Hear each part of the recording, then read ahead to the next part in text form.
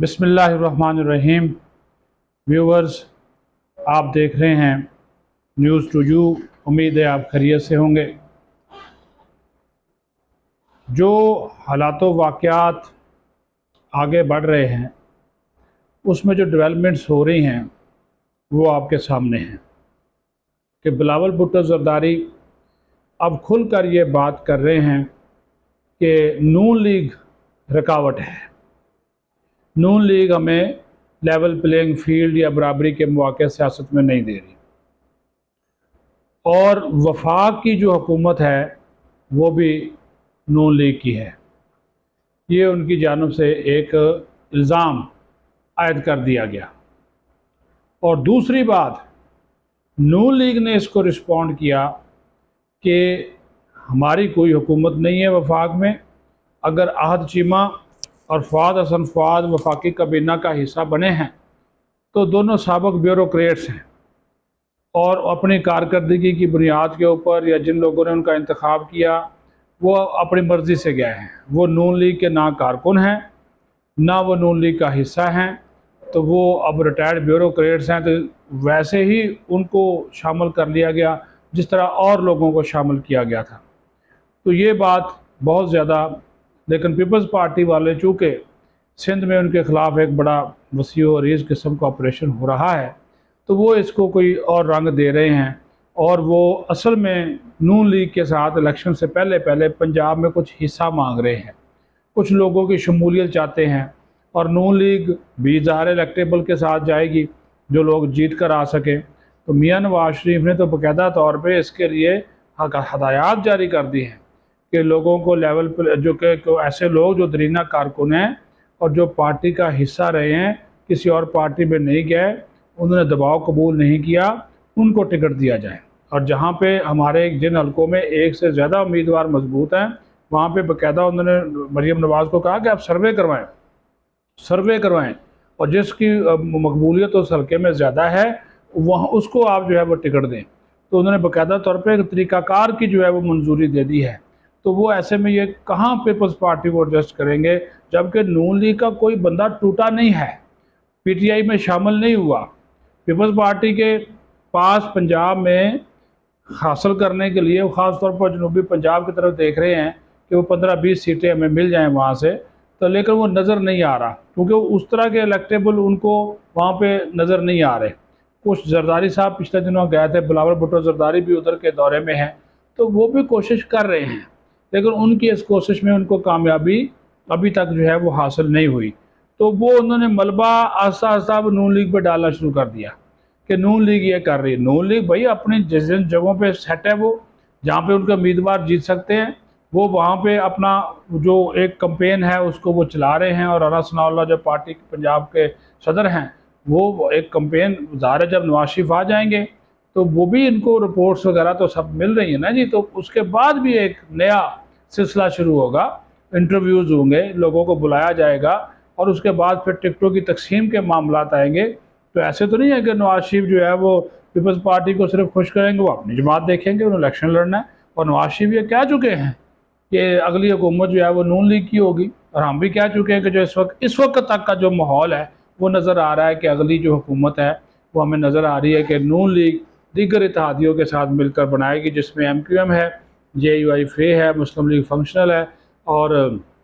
दीगर जो छोटी जमातें हैं उनके साथ मिलकर ये हुकूमत बना सकते हैं। इसके ऊपर गौर व खौज का सिलसिला जो है वो जारी है। लेकिन बात ये करने की है कि पीपल्स पार्टी की जो नाराज़गी है लेवल प्लेइंग फील्ड के हवाले से, उसका जवाब नून लीग ने ये दिया, ख्वाजा आसिफ ने, कि आप इस मामले के ऊपर बात करें, जाकर मुक़्तदर हलकों से बात करें, यानी कि इस्टेब्लिशमेंट से बात करें, या फिर आप निगरान हुकूमत से पूछें। हमने तो नहीं कहा कि इसको आप हुकूमत में शामिल कर लें, इसको आप हुकूमत में शामिल ना करें, ये बात तो हमने नहीं की। पीपल्स पार्टी का एक और बड़ा इल्ज़ाम है, पीपल्स पार्टी ये कह रही है कि जो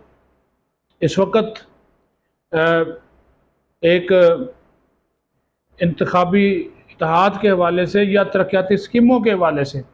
इश्यूज़ हैं, तो उन्होंने कहा जी इंतखाबी इत्तेहाद तो बाद की बात है। पहले तो ये है कि सिंध हमारे साथ इम्तियाज़ ये बढ़ता जा रहा है कि जो सिंध के तरक्याती मनसूबे हैं उनके फ़ंड्स मुंजमद कर दिए गए हैं, जबकि खैबर पख्तूनख्वा और पंजाब में धड़ाधड़ तरक्याती काम हो रहे हैं। تو اس سے نون لیگ کو فائدہ ہو رہا ہے، وہ اس چیز کو جو ہے وہ دیکھ رہے ہیں، اس چیز کو وہ آگے لے کر چل رہے ہیں کہ اس سے نون لیگ کو جو ہے وہ فائدہ ہوگا۔ اب اس معاملے کے اوپر الیکشن کمیشن کیا جواب دیتا ہے یا نگران حکومت کیا جواب دیتی ہے، وہ ابھی اس کی صورتحال آنے والے دنوں میں واضح جو ہے وہ ہو جائے گی۔ اب دوسرا جو ایک پہلو ہے یا دوسری جو بڑی خبر ہے وہ بھی آپ کے نالج میں لایا جانا بہت ضروری ہے، کیونکہ وہ بھی پاکستان کی سلامتی سے متعلق ایک بڑی اہم خبر ہے، اور جو پاکستان کی معیشت ہے اور پاکستان کی معیشت کے ساتھ جڑے ہوئے تمام جو عوامل ہیں اس کے حوالے سے وہ بڑی اہم خبر ہے، کیونکہ اب تو آئی ایم ایف نے بھی یہ مطالبہ شروع کر دیا کہ پیٹرول ہو یا دیگر اجناس کی جو سمگلنگ ہو اس کو آپ روکیں، اور اس کے خلاف آپریشن جاری ہے، پورے ملک کے اندر آپریشن جاری ہے، اس میں ہماری سیکورٹی فورسز جو ہے وہ بڑھ چڑھ کر حصہ لے رہی ہیں اور بڑی کامیابیاں بھی ہوئی ہیں، اس میں تیزی بھی لائی گئی ہے۔ کراچی میں پانی کی چوری کے خلاف آپریشن جو ہے وہ کیا جا رہا ہے رینجرز کی جانب سے، اس کے اوپر بھی پیپلز پارٹی بہت زیادہ چون چرا کر رہی ہے،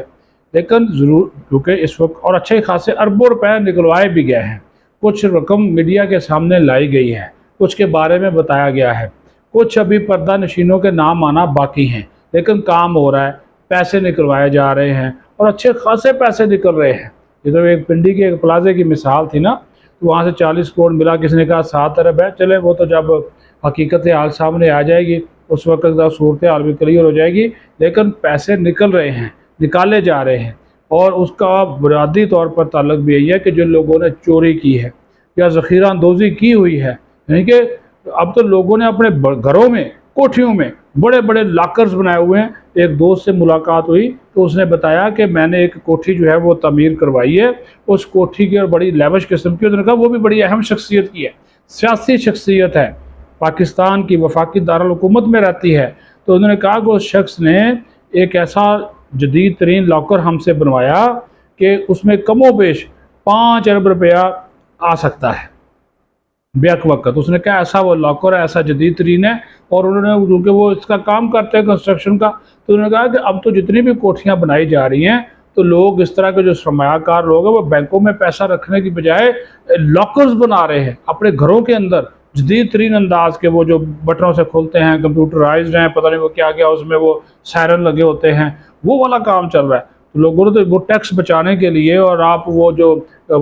کالا دھن ہے اس کو جناب اپنا بچانے کے لیے اور اس کو محفوظ کرنے کے لیے، تو اب 5 ارب روپیہ جہاں پہ جس تجوری میں آ جائے تو وہ آپ دیکھ لیں کہ وہ، اور پھر جدید ترین وہ ہو اور اس کے وہ سائرن سسٹم یہ وہ سارا کمپیوٹرائزڈ ہو، تو یہ لوگ یہ کر رہے ہیں، تو ان لوگوں سے پیسہ تو نکلوانا ہے۔ اب 25 کروڑ کی آبادی میں صرف 20-22 لاکھ جو ہے وہ ٹیکس دہندگان ہیں،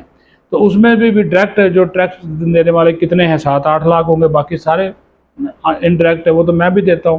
ہر چیز پہ ہم ٹیکس دیتے ہیں۔ تو ایسے لوگوں کو پکڑنا اور قانون کے کٹہرے میں لانا بہت ضروری ہے، اور ایسے لوگوں کے بارے میں پتہ چل رہا ہے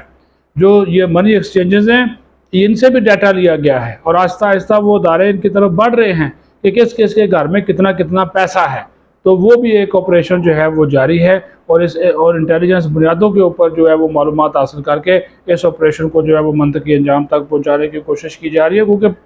پیسہ آئے گا، معیشت بہتر ہوگی، تو پھر کو یہ جو ہم اس وقت مسائل کا شکار ہیں ان سے چھٹکارا پا سکیں گے، ورنہ تو صورتحال بہت مشکل ہے، آنے والے دن مزید مشکلات کا شکار ہمیں کرتے ہوئے نظر آ رہے ہیں۔ تو ایسے میں پاکستان کا معاشی استحکام جو ہے وہ بہت ضروری ہے، اپنا خیال رکھیں۔ پاکستان زندہ باد۔